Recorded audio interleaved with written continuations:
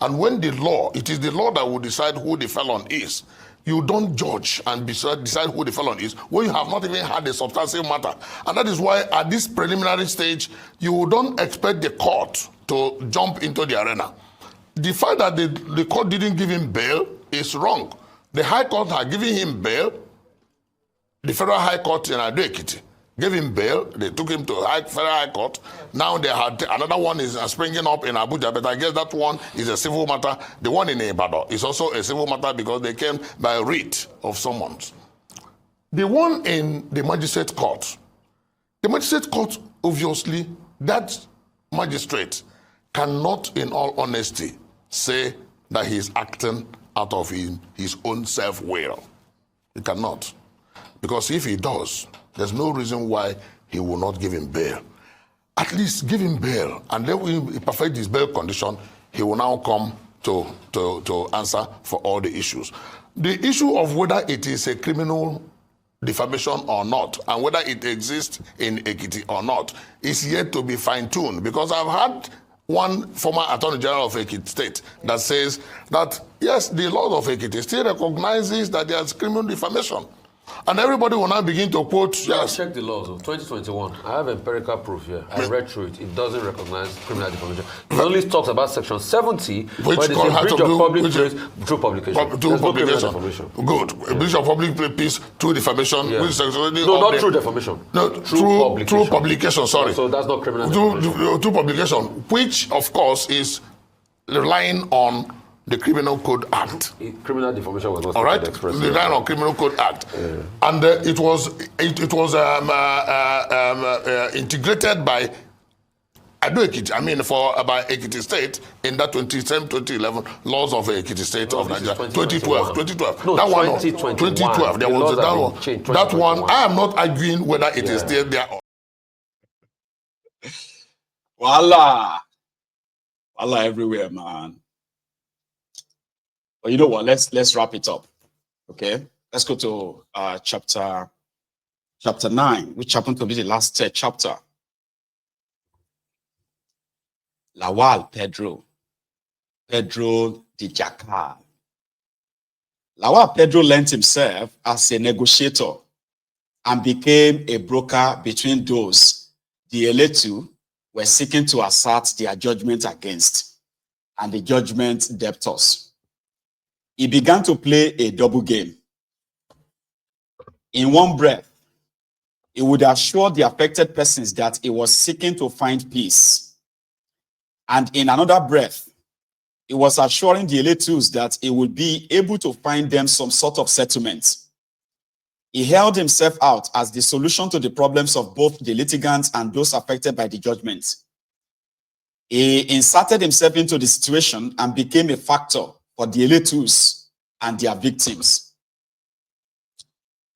In the midst of this, Oyekun Abdullahi, who had been connected to the Ojomu family long before I was called to the bar, and who still enjoyed a charming relationship with the Kabiyesi and the Balogun, and who was equally friendly with some of my clients, was busy undermining the client's confidence in my capacity to do my job as a lawyer, erroneously advising them that the Supreme Court judgment remained valid and that they should consider negotiating a settlement with the Eletus.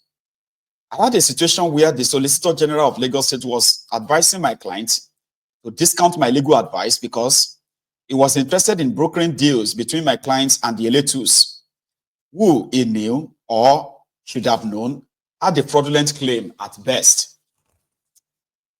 Oyekun Abdullahi, on the other hand, was largely motivated, perhaps, not only by money, but also by personal relationships that had gone sour. He did everything under the sun to make sure that my client did not have confidence in the legal advice I was offering them. Eventually, under pressure from the Eletus and Lawal Pedro, quite a number of clients settled the Eletus claim in sums running into billions of naira. The Eletus and their lawyers continued to assert their claims per the fraudulently procured warrants, and the rapacious nature of the audacious land grabs meant that every unbuilt plot of land in Osakwa Agongi axis became fair game to them. This refusal to discriminate in the manner of their land grabs brought my office into contact with a rather interesting man, Alhaji Tunde Balogun, the immediate past commissioner for local government and chieftaincy affairs in the state at the time, who later became the chairman of APC in Lagos State. Alhaji Balogun searched me out. He came to my office of his own accord. I had never met him before he came to my office, and I had equally never heard of him. A particularly parsimonious man, he let on a skillfully shrewd and detailed negotiation process during the course of his negotiation of our professional fee. Alhaji Balogun had a story to tell. He owned 2 plots at Agungi, he said, bought from the Ojomo family long ago, as the story went. Dele too had sold one of his plots to a developer of Igbo origin, who had gone pretty far in the construction of an estate to which one of his plots had become a tiny part. The second remained empty, even though he was convinced that it had also been sold to a third party. One of my favorite characters in the TV series, Game of Thrones, Lord Baelish, said, "Sometimes when I try to understand a person's motives, I play a little game. I assume the worst. What's the worst reason they could possibly have for saying what they say or doing what they do? Then I ask myself, how well does that reason explain what they say and what they do? I have mulled over these words as I have sought to understand exactly how the different threads are connected in the Dele conspiracy. Justice Abdullahi was the chairperson at my wedding reception. She was the one that had employed me to work with my first employers, Basa and Partners.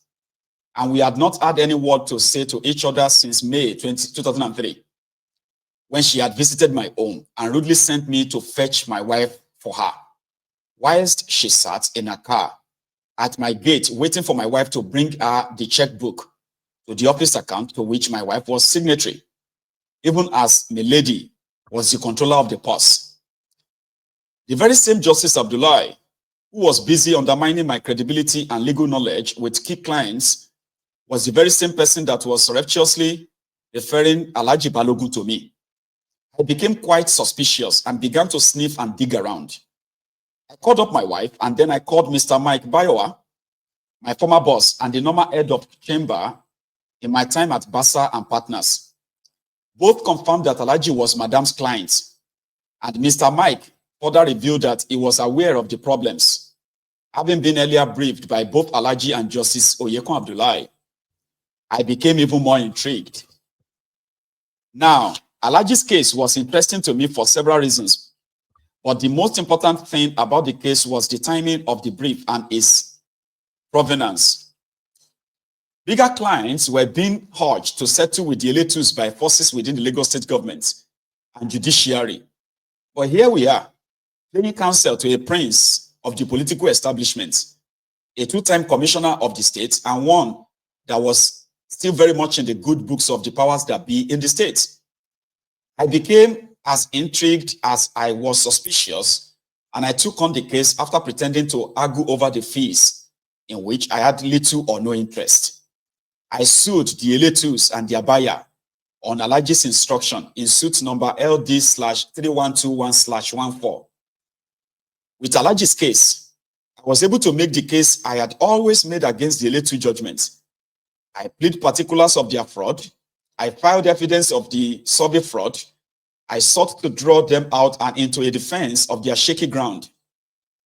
We sued the Igbo developer, sued the Dele, but I was rather unhappy when instead of fighting the claims before the court, the Dele opted to settle the case on clear terms, considered the validity of my client's claim, and procured the Igbo developer to pay 30 million naira to our client for one of the plots.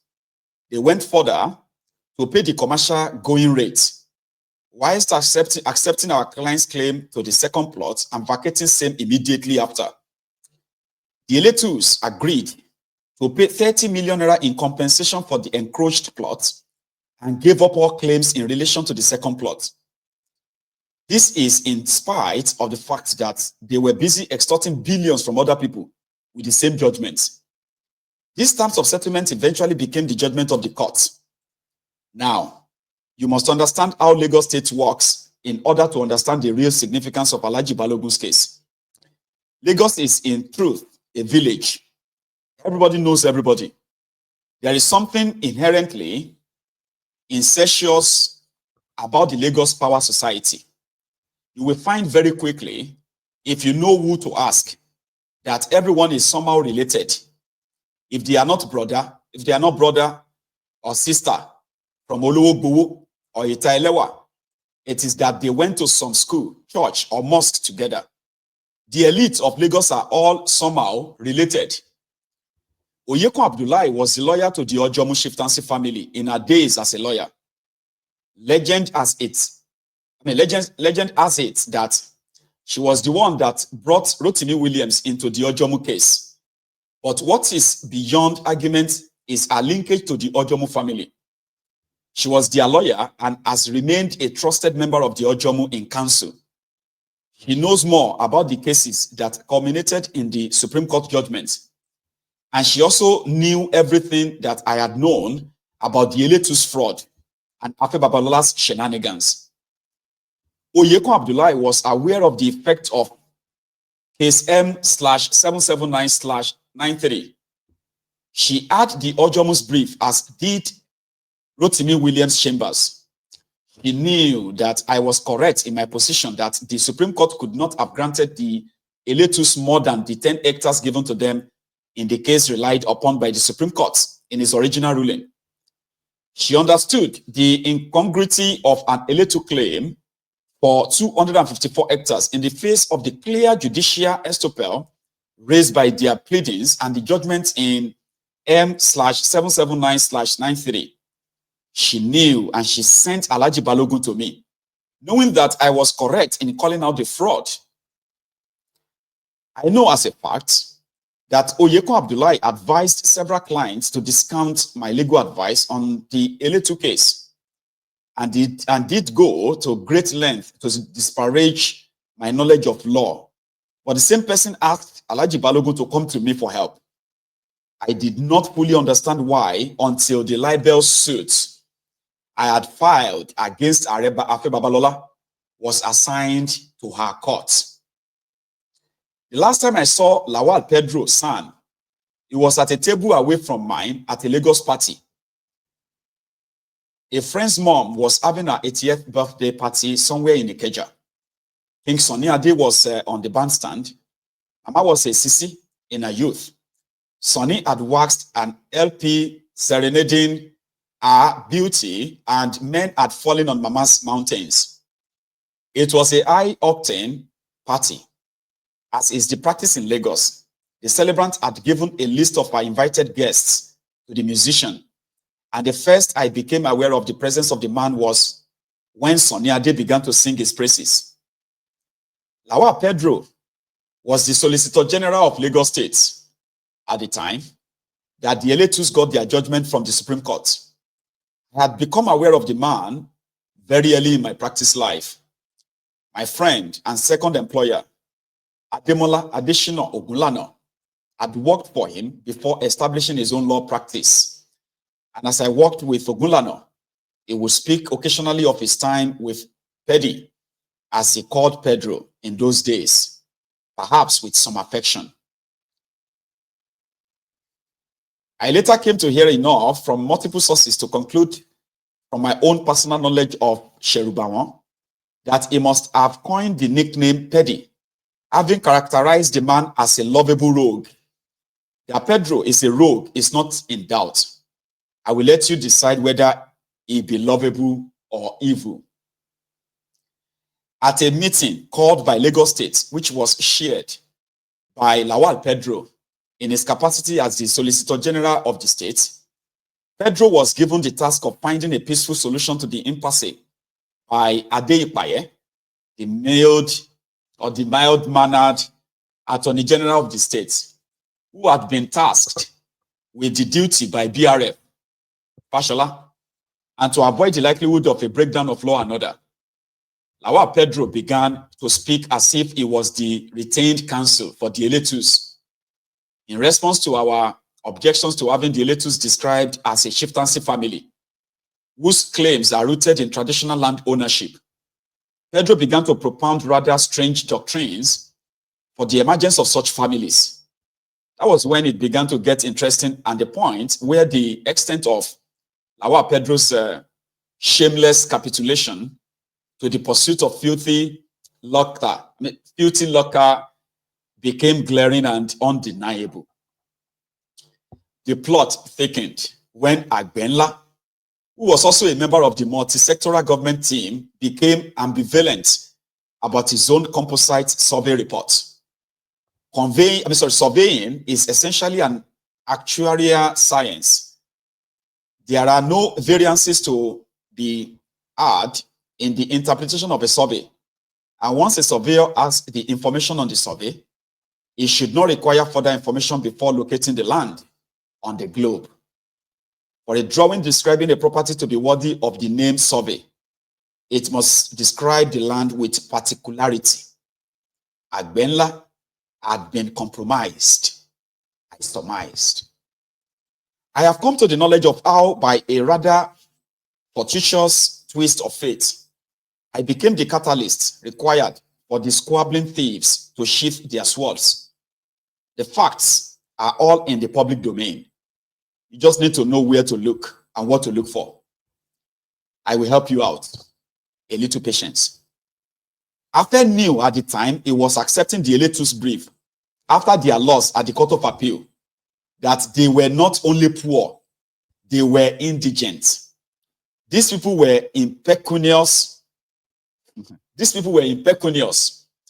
The most basic of honest legal research would also have led to the inescapable conclusion that they had become entitled to only the 10 hectares that they had accepted in settlement of their claim in M/779/93. The Dele's had also sold these 10 hectares almost immediately after it was originally released to them. After knew all of this, but he had clearly impecunious people execute an agreement with him for legal services and had same notarized by a magistrate. After knew that the Gazette of Acquisition had rendered the rights in the conveyance in Kuwait. He knew that with Lagos State not being a party in the suit at any point, that the acquisition was not invalidated by the farcical gyrations of the Supreme Court. He was fully aware that M/779/93 stopped his client from ever fighting the acquisition in perpetuity and rendered his claims fraudulent, including any Supreme Court pronouncement discountenancing these facts, invalid and nonsensical. But Ape knew that he could get the Supreme Court to do whatever he wanted and to rule however he asked. Pedro knew this too, and he being the original Lagos boy, showed Ape a bit of Lagos magic.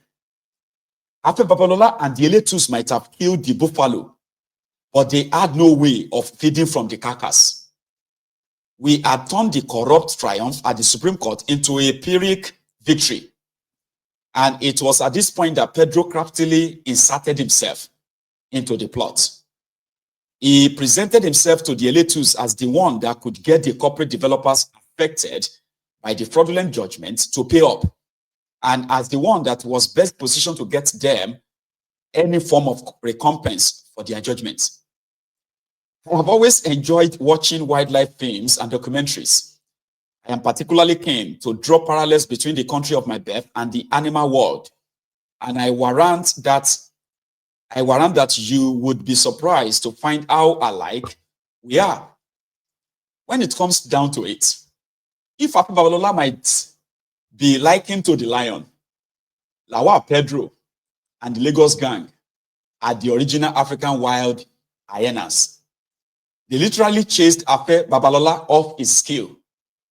They repackaged the conspiracy, cut the losses, and went for the low-hanging fruit. As the trauma of the Dele case left me increasingly disillusioned with the law, and the pursuit of corruptors of the court of justice became very personal to me, I took solace in comforting myself by using the Balogun case as proof that the clients that lost faith in my capacity to deliver justice to them were wrong. And even as I chafed at having been disabled by my bigger clients, I savored the pleasure of sticking it to the Dele and the gloating told you so to the corporate players who were panicked into settling with them. This was enough until AD Hammer caught up with Babalola. He dragged Pedro before the Lagos High Court and the Dele before the ICPC. Interesting. So when they cheated Babalola had to he had to he procured the fraudulent judgment, right? Then they cheated him. So what did he do? He dragged the Dele to the ICPC that they were fraudsters. Dragged Pedro to the Lagos court that they are fraudsters. And he was the originator of the fraud, but he never benefited from it. I think now, we now know why Babalola is even more angry at Dele Farotimi. How dare you go and say all of this? I did not make any money from this. I did not make anything. I was supposed to make billions from this, but I didn't make any money. I should. Now other people benefited. Now you wrote a whole book about me. Dele, Okay, let's continue. Sometimes in 2016, I started hearing rumblings of some serious fight brewing between Chief Babalola and Pedro.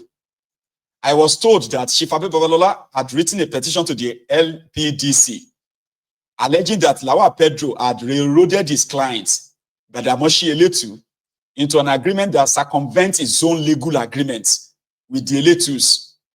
About same time, I also heard that the ICPC had been pressed into action against the Eletus, Pedro and SB Joseph, which seemed quite incongruous, given the fact that the Eletus were not public officials. This event stirred an interest in me. I got my popcorn at the ready and waited to be entertained by the squabbling thieves. I had no idea that I was going to be forced into the fray. What transpired with the case is another story entirely, because it proved yet again to be another occasion where the Nigerian judiciary denuded itself, as well as Justice Oyekun Abdullahi. The judiciary at large confirmed above all else the Lagos conspiracy of the Babalola to Supreme Court larger conspiracy. It is a first claim that he had a notarized contract for legal services with the Eletus. It is his claim that he discounted the original bill of $20 million to $10 million. And that whilst he had delivered on his obligation to prosecute the case at the Supreme Court, the Eletus had defaulted and had done so under the influence of Pedro San and SB Joseph Ashimi. Ashimi was tangentially implicated because of the fraud he coordinated with the then Surveyor General of the state, Surveyor Agbenla. So Babalola was supposed to make $20 million, right, from the whole fraud. Okay? Then he signed an agreement with the Eletus that I will get you the judgment. Don't worry. After the Eletus lost at the appeal court, they met with Babalola. They didn't have money. They didn't have so much money to give him. So that if Babalola could help them, right, they will pay him $10 million. So Babalola used his own trick at the Supreme Court to get a fraudulent judgment, right? A fake one. That, but he couldn't execute the judgment. He needed the Lagos people to execute it. In the course of execution, they discounted it themselves, cut down their losses, and they went for the low-hanging fruit, those ones who have never developed their lands. And they started collecting billions of naira. Upon collecting all these billions, people just hear about the money. They don't give them. So Babalola now felt used and dumped. he decided to use his further influence, wrote the ICPC. I think this makes sense now. It makes sense now. No. At this point, you will understand why. It be like say, this book, Dele Farotimi used this book to open old wound. This was 2016, 8 years ago. Here you get. So, Babalola is like, you, Dele, how dare you? You have been after me all this while. You have been the one that exposed the fraud. You are the one who we did everything to, and I didn't make any money from this. Now, all these younger people are going to know that I am a fraud. I'm a very corrupt old man. But I didn't make money. I was cheated too. So, if I say the money way a little, and the rest no give up Babalola.